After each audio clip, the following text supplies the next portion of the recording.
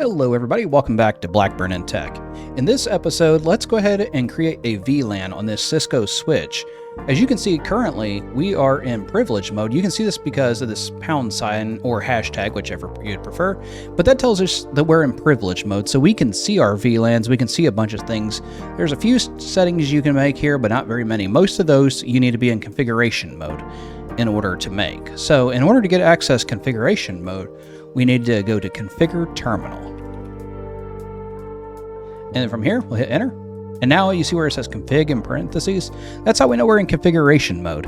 In order to create a VLAN, it is very simple. Just type in VLAN, and then whatever your VLAN number is. For example, if I go ahead and create 100, to hit Enter, we're in the settings now for VLAN 100. I don't know if you can see, but our prompt changed from configuration to configure-VLAN. So from here, all of our changes would affect our VLAN. The most common one that people make here is just setting a name for it, so well, you know what it is. So name, maybe this is my CCTV, might be my point of sale system. Whatever your need for the VLAN is, go ahead and create a name. So I'm going to do, so I know this is for my camera network. Then I'll hit Enter. And from here, I will type exit. Now I have officially created the VLAN, and we'll exit out of configuration mode. But how do I know that it actually created the VLAN, other than it didn't give me an error? From here, we can use the most common command, show VLAN brief. And from here, we can currently see that I have a few different VLANs on this switch.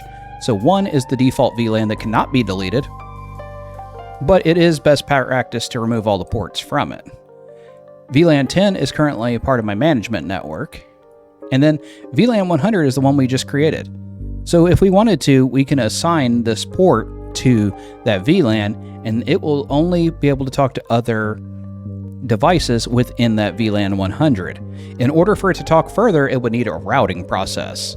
And this is a layer 2 switch that does not support that, so we'd have to have an additional device that can support that. Well, I hope this has been informative. Thank you for watching, and thanks for enjoying Blackburn in Tech.